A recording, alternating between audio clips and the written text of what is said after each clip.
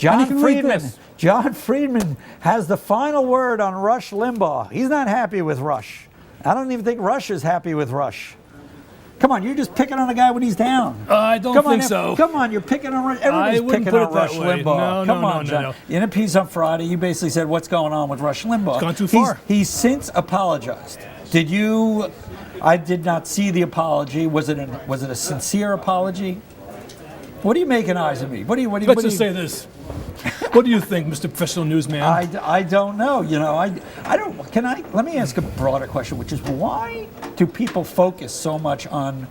I know Rush Limbaugh is has great ratings. I know a lot of people follow Rush Limbaugh. Ratings. But don't you think the liberal media, the mainstream media, has anointed Rush Limbaugh as having this political standing, which he does only through virtue of his ratings?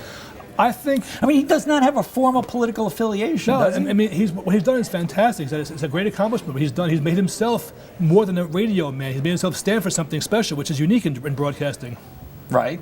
Whether you love it or hate it, it's unique. When Rush Limbaugh does something, which I think we can say was probably, given that he apologized for it, not something that he's happy that he's done, which is criticize this young woman, Sandra Fluke. Those words he used were he used very offensive language to do it, but he found himself in this political mess. He lost some advertisers, and so he's backpedaling a little bit here.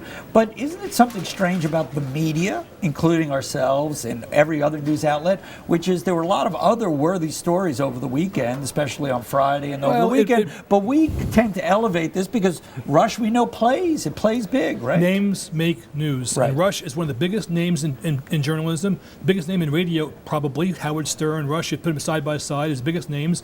And when they make news, it's very important. Right.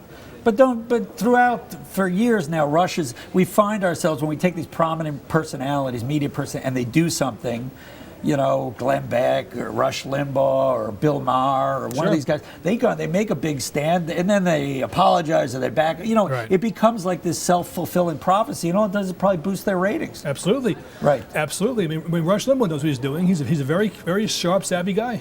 Right. And so who pays the price at the end of the day for this? I don't think anybody really pays the price. I think all accounts is kind of squared. I think he gets a lot of publicity out of it, which was what he wanted. I'm sure he regrets that language. He said he did, so we take him at face value. He regrets saying those words. But his publicity value is very high right now. But the difference is, unlike a Don Imus, Limbaugh does his own thing, right? He doesn't work for a major network. He owns his own thing, right? So he can basically do, he has to get dropped by the distributors. You got to have a lot of people lined up against Rush Limbaugh. Yeah.